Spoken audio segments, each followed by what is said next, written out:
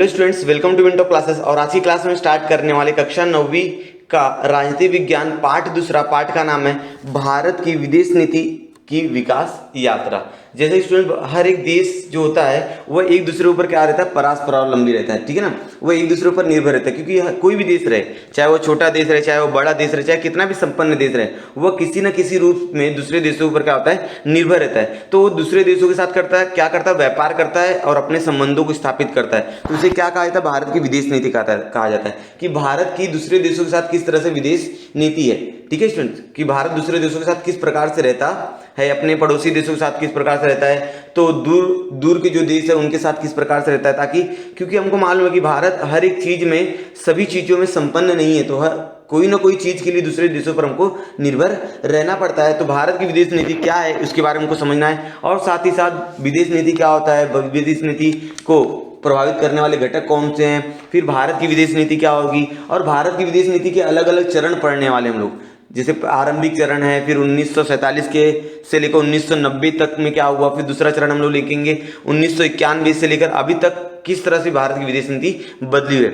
और स्टूडेंट्स, ये जो विदेश नीति होती है यह राष्ट्र पर निर्भर करती है कि राष्ट्र कौन है वो, और राष्ट्र की भौगोलिक स्थिति कैसी है, राष्ट्र कितना संपन्न है, ठीक है ना, राष्ट्र की अर्थव्यवस्था कैसी है, उस राष्ट्र की जनता कैसी है, ठीक है, उस राष्ट्र की प्रशासन व्यवस्था कैसी है, और साथ ही साथ उस राष्ट्र का संविधान समझना बहुत ज़्यादा होती है अगर किसी भी देश के साथ भारत को विदेश नीति तय करनी है तो, ठीक है स्टूडेंट्स। ये सभी बातों को ध्यान में रखकर भारत अपनी विदेश नीति तय करता है। तो इस पार्ट में हम लोग पढ़ने वाले हैं विदेश नीति का अर्थ क्या होता है और उसको प्रभावित करने वाले घटक कौन कौन से हैं, ठीक है स्टूडेंट्स। विदेश नीति का अर्थ क्या होता है, उसको प्रभावित करने वाले घटक कौन कौन से होते हैं, साथ ही भारत की विदेश नीति का स्वरूप भी हम लोग समझने का इस प्रयास करेंगे इस वीडियो के अंदर।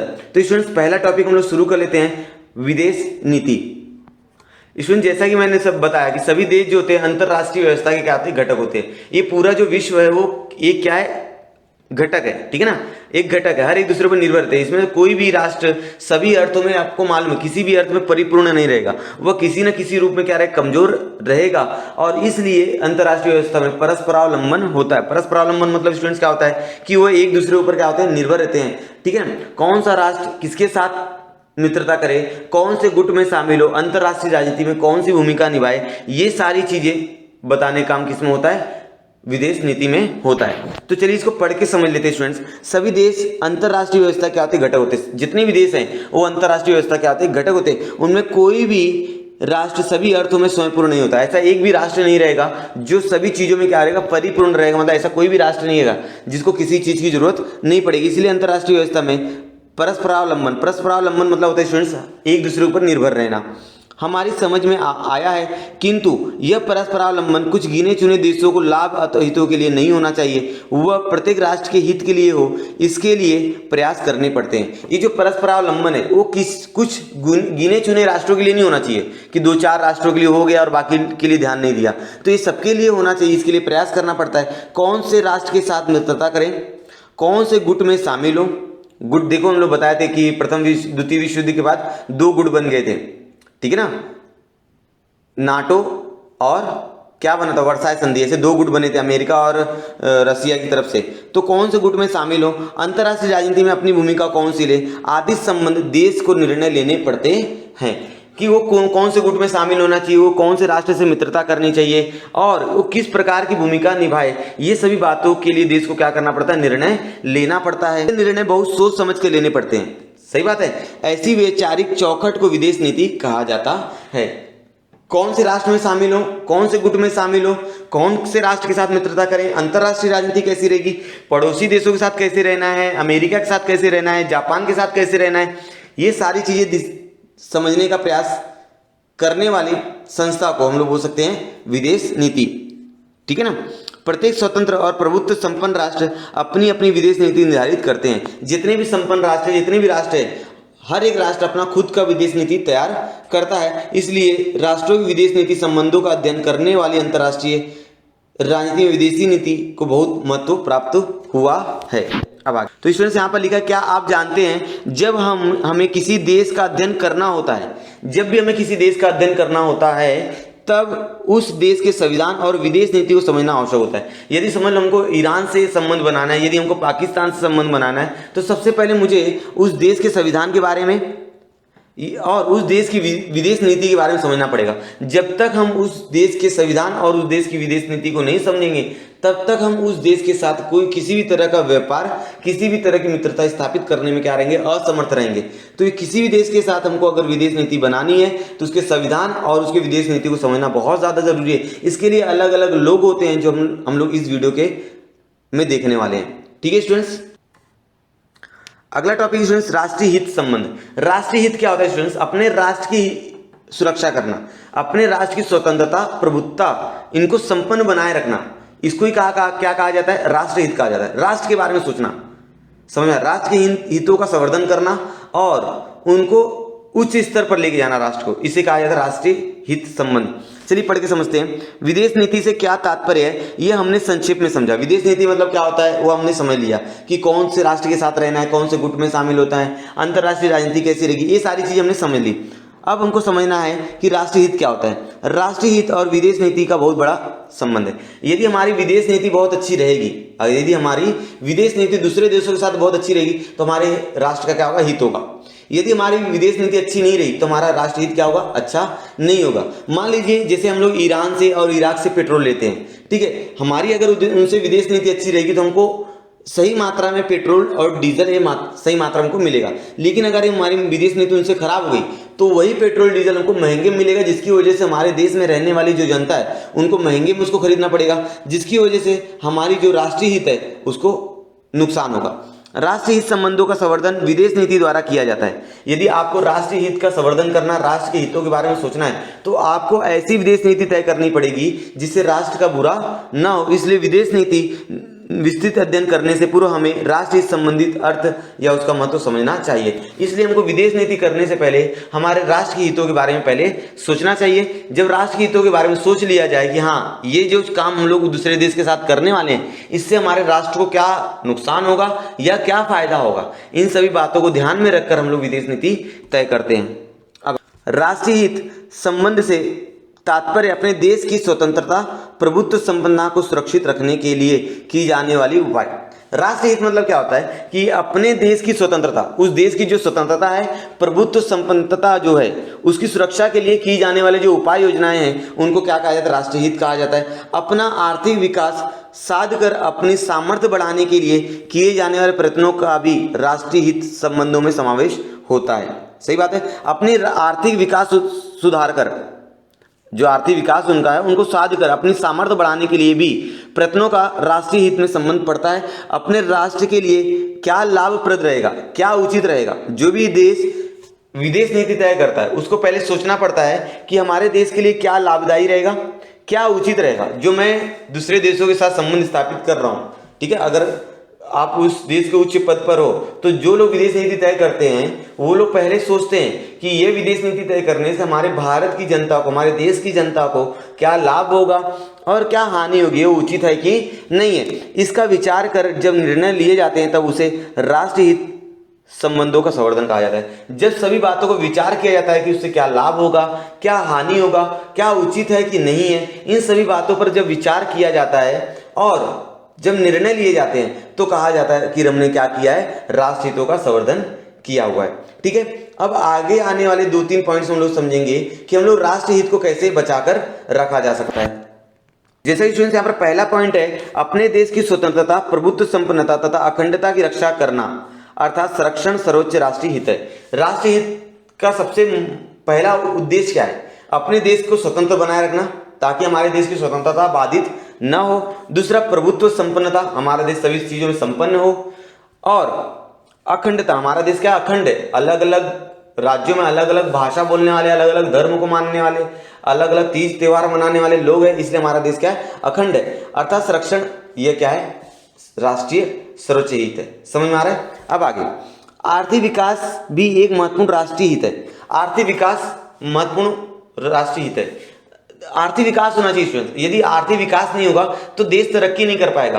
अगर उसका आर्थिक विकास नहीं हुआ तो देश तरक्की नहीं कर पाएगा। मतलब देश के अंदर जो उपलब्ध रोजगार है वो नहीं उत्पन्न हो पाएंगे, ठीक है। जो युवा है उनको रोजगार नहीं मिल पाएगा, उनकी विकास नहीं हो पाएगा, वो गरीबी रेखा में चले जाएंगे। तो आर्थिक विकास भी राष्ट्रीय हित का अंग है। आर्थिक दृष्टि से कमजोर राष्ट्र को अपनी स्वतंत्रता की रक्षा करना भी कठिन होता है यदि वह आर्थिक दृष्टि से क्या है, कमजोर है। मान लीजिए कोई देश है जो आर्थिक दृष्टि से क्या है, कमजोर है, मतलब वो पैसे के क्षेत्र में और तरक्की के क्षेत्र में क्या है, पीछे, तो उस समय उसको स्वतंत्रता की रक्षा करना भी क्या होता है, मुश्किल हो जाता है, क्योंकि वो इतना ज्यादा कमजोर हो जाता है कि उसके जो पड़ोसी देश रहेंगे वो आक्रमण करेंगे और उस देश को क्या करेंगे, जीत लेंगे। इसलिए आर्थिक दृष्टि से हर एक देश को क्या होना चाहिए, मजबूत होना चाहिए, ताकि उसकी जो स्वतंत्रता है वह बनी रहे। इसलिए सुरक्षा के साथ साथ आर्थिक विकास को भी महत्वपूर्ण राष्ट्रीय हित माना जाता है। इसलिए सुरक्षा के साथ साथ आर्थिक विकास करना भी महत्वपूर्ण राष्ट्रीय हित माना जाता है। अब आगे देखिए स्टूडेंट्स, राष्ट्रीय हित संबंध और विदेश नीति। राष्ट्रीय हित संबंध से विदेश नीति का क्या रिलेशन है, ठीक है ना। रक्षा और आर्थिक विकास के विषय में राष्ट्रीय हित है, ठीक है। रक्षा करना, आर्थिक विकास करना, इसे क्या कहा जाता है, राष्ट्रीय हित कहा जाता है। अपने देश की रक्षा करो और आर्थिक विकास करो, ये क्या है, राष्ट्रीय हित का मकसद है। अतः उनका संवर्धन हो, इस दृष्टि से विदेश नीति बनाई जाती है। पहला राष्ट्रीय हित क्या हो जाएगा, उसकी रक्षा करना और आर्थिक विकास करना है, राष्ट्रीय हित है। अब हमने जो रक्षा और राष्ट्रीय आर्थिक विकास किया है उसका संवर्धन होना चाहिए, उसको बचा कर रखना है, इसे क्या कहा जाएगा, विदेश नीति। तो ये डिसाइड करता है कि उस देश की विदेश नीति कैसी है, ठीक है। अगर उस देश की विदेश नीति अच्छी है, वह देश दूसरे देशों के साथ अच्छी तरह से व्यवहार आता है, ठीक है, तो उसकी रक्षा और उसकी आर्थिक विकास ज्यादा होगा। यदि उसका दूसरे देशों के साथ विदेश नीति सही नहीं है तो उसकी जो स्वतंत्रता हो जाएगी वो क्या हो जाएगी, नष्ट हो जाएगी। इसलिए राष्ट्रीय हित संबंध उद्देश्य माने जाते हैं। राष्ट्रीय हित क्या होता है, संबंध उद्देश्य माने जाते हैं। विदेश नीति उन्हें प्राप्त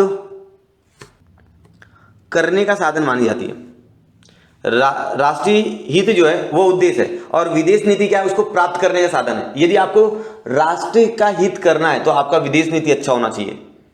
किसी भी देश का अगर राष्ट्रीय हित करना है तो उसका विदेश नीति बहुत अच्छा होना चाहिए। परिस्थिति और समय के अनुसार राष्ट्रीय उद्देश्यों में परिवर्तन होगा। जैसे जैसे परिस्थिति बदली होगी तो राष्ट्रीय हितों का जो परिवर्तन है वो भी क्या होगा, बदली होगा। स्टूडेंट्स, अगला टॉपिक है विदेश नीति निश्चित करने वाले घटक। ऐसे कौन कौन से घटक हैं जो विदेश नीति को क्या करते हैं, निश्चित करते हैं। जिन घटकों को ध्यान में रखकर विदेश नीति तय की जाती है कि किसी भी अगर देश को विदेश नीति तय करना है, मान लीजिए भारत है और भारत को भी चाइना के साथ विदेश नीति तय करना है, भारत को चाइना के साथ क्या करना है, विदेश नीति तय करना है, तो ऐसे कौन कौन से महत्वपूर्ण घटक रहेंगे जिनको ध्यान में रखकर भारत चाइना के साथ विदेश नीति करेगा। तो पहला घटक रहेगा देश का भौगोलिक स्थान। देश का भौगोलिक स्थान, ये देश का भौगोलिक स्थान बहुत ज्यादा महत्वपूर्ण होता है कि वह देश को समुद्री तट मिला हुआ है, कि वह देश का विस्तार कितना है, वह देश छोटा है कि बड़ा है, या उस देश में जो खनिज व्यवस्था है वह बहुत ज्यादा है। ये सारी चीजों को ध्यान में रखकर, देश की भौगोलिक स्थान को ध्यान में रखकर हर एक देश दूसरे देशों के साथ क्या करता है, विदेश नीति तय करता है। दूसरा, राजनीतिक व्यवस्था, उसकी राजनीतिक व्यवस्था कैसी, उसका संविधान कैसा है, उस देश की विदेश नीति तय करने के लिए कौन कौन से कानून का पालन किया जाता है, तो राजनीतिक व्यवस्था को समझना पड़ता है उस देश की। तीसरा, अर्थव्यवस्था, वह जो देश है जिसके साथ हम लोग विदेश नीति करना चाहते हैं उसकी अर्थव्यवस्था कैसी। देखो, अर्थव्यवस्था जो होती है, अगर अच्छी अर्थव्यवस्था है, संपन्न अर्थव्यवस्था, तो वो क्या होगा, बहुत अमीर देश रहेगा। अगर उसकी अर्थव्यवस्था खराब है तो वह देश ज्यादा काम का नहीं रहेगा। तो अर्थव्यवस्था निर्धारित करना पड़ेगा। जैसे अमेरिका की अर्थव्यवस्था बहुत अच्छी है, मतलब वो संपन्न देश है, उसको अपने कामों के लिए ज्यादा दूसरे देशों पर निर्भर नहीं रहना पड़ता है, ठीक है ना। वो बहुत सारे काम खुद ही कर लेता है क्योंकि वो क्या है, आर्थिक रूप से संपन्न है, समझे, उसकी अर्थव्यवस्था बहुत अच्छी है।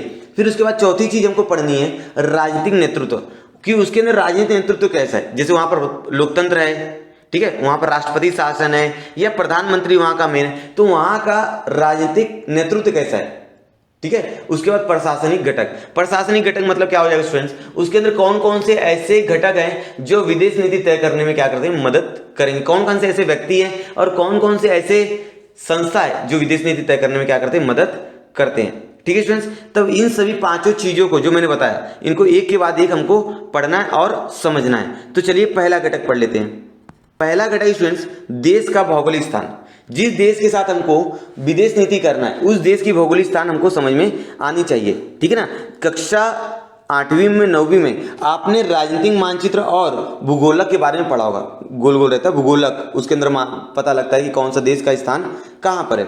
इसके आधार पर किसी भी राष्ट्र की भौगोलिक स्थान आपको दिखाई देती है। राजनीतिक मानचित्र देख लीजिए, उसके हिसाब से आप बता सकते हो कि वह भौगोलिक स्थान कहाँ पर है, उस देश का भौगोलिक स्थान कहाँ पर है। कुछ देश अन्य देशों से बहुत दूर होते हैं, जैसे अमेरिका हमसे बहुत ज़्यादा दूर है, लेकिन चाइना की बात करें, पाकिस्तान की बात करें, ये हमसे बहुत नज़दीक है।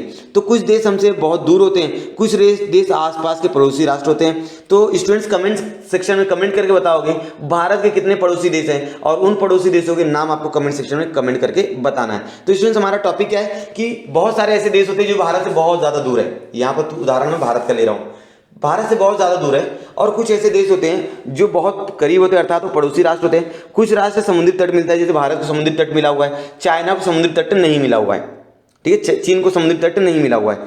तो कुछ राष्ट्रों को समुद्री तट मिलता है, कुछ राष्ट्रों को नहीं मिलता है। तो किसी भी कुछ राष्ट्र ऐसे होते हैं जिनके पास खनिज व्यवस्था बहुत ज़्यादा होती है, लोह, फॉस्फोरस, इनकी मात्रा बहुत ज़्यादा होती है। जैसे विश्व में सबसे ज़्यादा लोहा उत्पादन करने वाला देश कौन है? भारत है।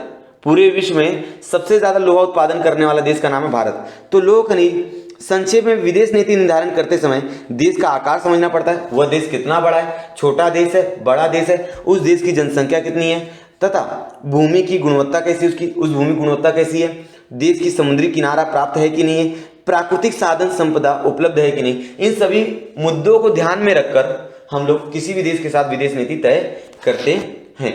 चलिए अगला टॉपिक देख लेते हैं, राजनीतिक।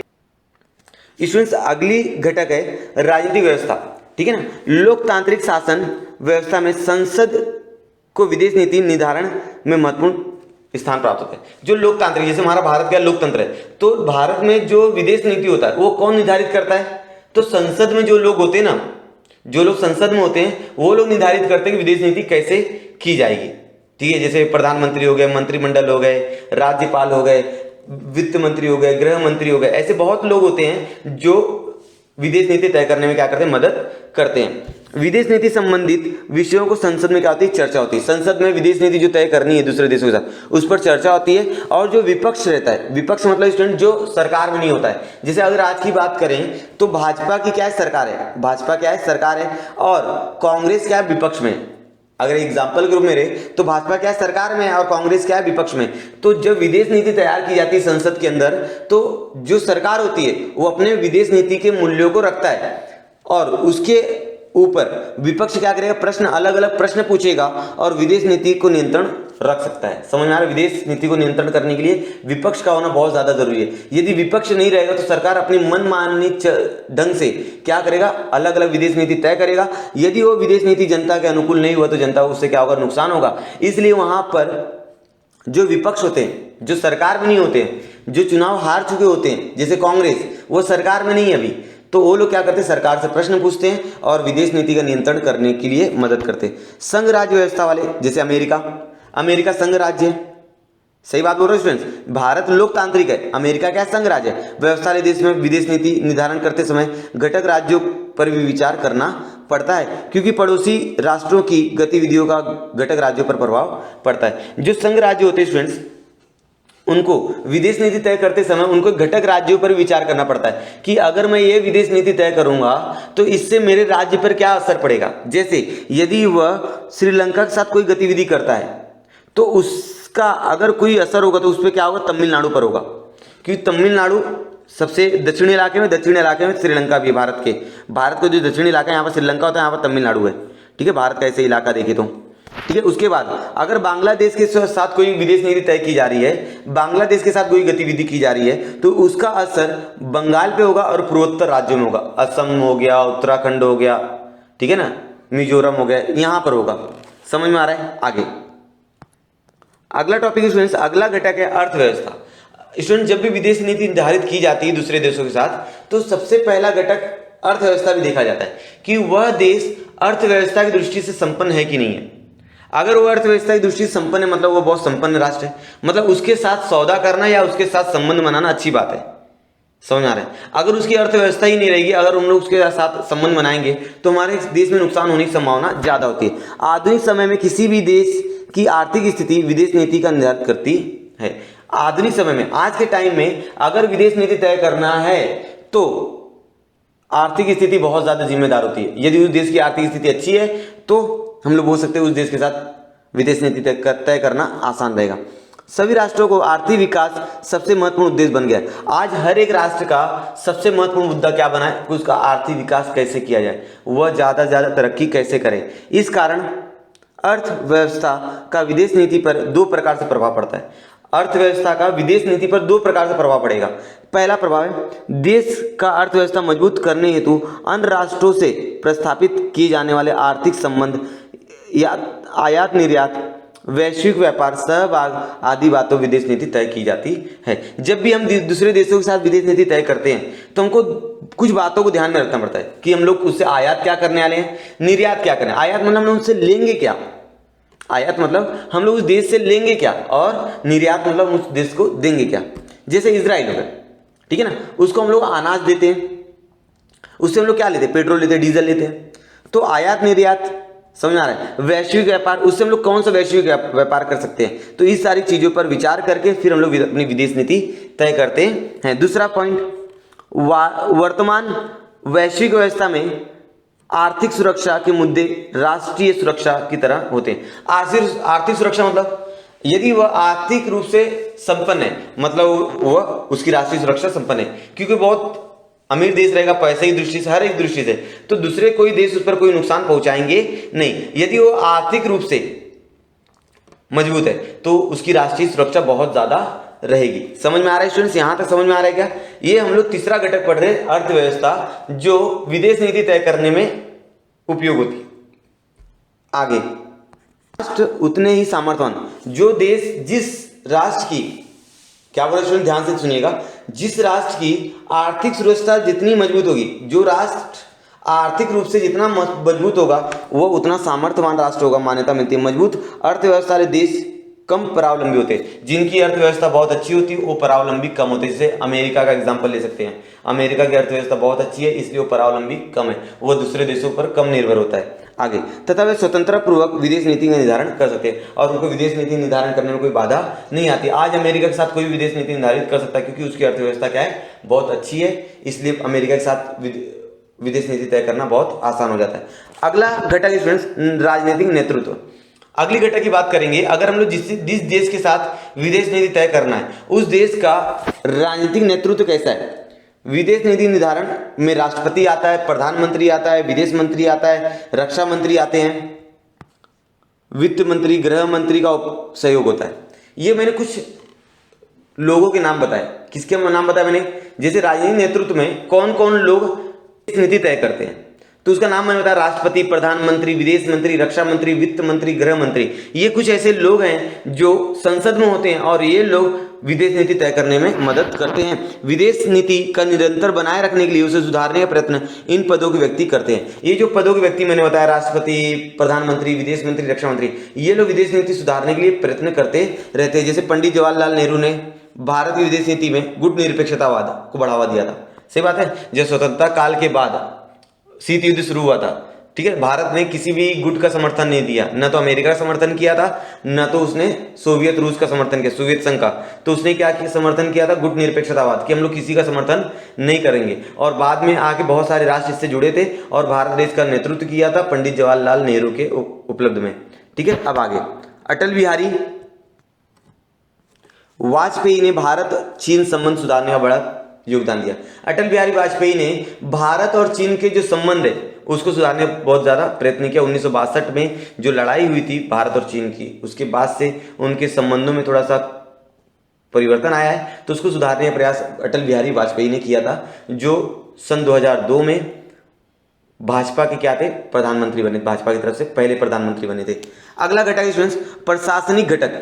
प्रशासनिक घटक मतलब क्या, प्रशासनिक घटक मतलब वो होगा कि विदेश नीति के निर्माण में कौन कौन से लोग बीच में आते हैं। अगर हमको किसी देश के साथ विदेश नीति तय करनी है तो उनके बीच में कौन कौन से ऐसे लोग आएंगे, कौन कौन सी संस्थाएं होंगी जो विदेश नीति तय करने में मदद करेंगे। विदेश नीति का निर्माण विदेश मंत्रालय, विदेश सचिव, विदेशों में स्थित दूतावास। दूतावास क्या होता है स्टूडेंट्स? हर एक देश का क्या होता है? दूत होता है। दूत मतलब जैसे हमारे इंडिया का है तो अमेरिका में रहता होगा, वो अमेरिका की सारी जानकारी इंडिया को देता है, ठीक है ना। अमेरिका की सारी जानकारी, अमेरिका में जो जो हमने उनके विदेश नीति तय की है, वो दूतावास क्या करेगा? वो जानकारी देगा। और अमेरिका दूतावास इंडिया में रहेगा, वो अमेरिका को भारत की जानकारी देगा, ठीक है। इस तरह दूतावास होते हैं, सचिवालय रहेगा, मंत्रालय रहेगा, राजनीतिक अधिकारी आदि प्रशासनिक घटकों का समावेश होता है। यद्यपि विदेश नीति संबंधी अंतिम निर्णय प्रधानमंत्री लेता है। ये सारे काम तो कर लेंगे, लेकिन जो विदेश नीति का अंतिम निर्णय होता है वो कौन लेता है? प्रधानमंत्री लेता है, उनका मंत्रिमंडल लेता है। प्रधानमंत्री और साथ साथ प्रधानमंत्री का जो मंत्रिमंडल रहेगा, वे सभी लोग विदेश नीति का निर्णय तक पहुंचने के लिए प्रशासनिक व्यवस्था सहायता करती है। निर्णय कौन लेता है? प्रधानमंत्री और उनके मंत्रिमंडल। लेकिन जो प्रशासनिक व्यवस्था, जैसे विदेश नीति में बताया मैंने कि विदेश मंत्रालय, विदेश सचिवालय और विदेश में स्थित दूतावास, ये जो व्यवस्थाएं हैं ये मदद करती हैं प्रधानमंत्री और मंत्रिमंडल का कि हम डिसीजन ले सकें। विदेश नीति के लिए आवश्यक जानकारी एकत्रित करना। विदेश नीति करनी है तो उस देश की आवश्यक जानकारी हमारे पास होनी चाहिए, उनका विश्लेषण करना, वो जानकारियां जो हमने लिया है उसको विश्लेषण करना, उसके बारे में जानकारी का अध्ययन करना, उस पर आधारित योग्य सलाह देना। उस पर कौन कौन सी सलाह दे सकती है? संसद पर उस पर बहस होती है, संसद के लोग उस पर बात करते हैं, आदि काम प्रशासनिक अधिकारी करते हैं। उसी के साथ साथ राष्ट्रीय सुरक्षा सलाहकार भी महत्वपूर्ण भूमिका निभाते हैं, और उसी के साथ साथ राष्ट्रीय सुरक्षा जो सलाहकार रहेंगे वो भी अपनी महत्वपूर्ण भूमिका निभाते हैं, ठीक है स्टूडेंट्स। तो यहां तक हमको समझ में आया कि विदेश नीति का अर्थ क्या होता है, उसका महत्व क्या होता है, समझ में आ रहा है। फिर विदेश नीति से राष्ट्र हित का क्या संबंध है, उसके बाद मैंने बताया कि विदेश नीति तय करते समय कौन कौन से घटकों पर विचार किया जाता है, जिसके अंदर मैंने 5 घटक बताए। देश की भौगोलिक स्थिति को ध्यान में रखा जाता है, राजनीतिक व्यवस्था को ध्यान में रखी जाती है, अर्थव्यवस्था को ध्यान में रखा जाता है, राजनीतिक नेतृत्व, और अंत में मैंने बताया प्रशासनिक घटक। इन 5 चीजों को ध्यान में रखकर हम किसी देश के साथ क्या करते हैं? राजनीतिक विदेश नीति तय करते हैं। समझ में आ रहा है स्टूडेंट्स? तो उम्मीद है स्टूडेंट्स आपको पूरी वीडियो पसंद आई होगी। यदि आपको पूरी वीडियो पसंद आई है तो वीडियो को लाइक कीजिए। चैनल को अभी तक आप लोग ने यदि सब्सक्राइब नहीं किया है तो स्टूडेंट्स प्लीज चैनल को सब्सक्राइब कर दीजिए, क्योंकि इसी तरह की इन्फॉर्मेटिव वीडियोस आपको इस चैनल पर मिलती रहेंगी। यदि स्टूडेंट्स आपने सब्सक्राइब तो किया हुआ है लेकिन बेल आइकन को प्रेस नहीं किया है तो बेल आइकन को प्रेस करके ऑल कर दीजिए, ताकि जब भी मैं कोई नई वीडियो अपलोड करूं सबसे पहले नोटिफिकेशन आपको मिले और आप किसी भी वीडियो को देखने से चूके ना। तो स्टूडेंट्स आने वाली वीडियोस में मैं बताऊंगा कि भारत की विदेश नीति क्या होती है और भारत की विदेश नीति तय करने में कौन कौन से चरण अपनाए गए हैं। तो इन वीडियोस को देखने के लिए चैनल को अभी सब्सक्राइब कर दीजिए। मिलते हैं नेक्स्ट वीडियो में, तब तक के लिए धन्यवाद।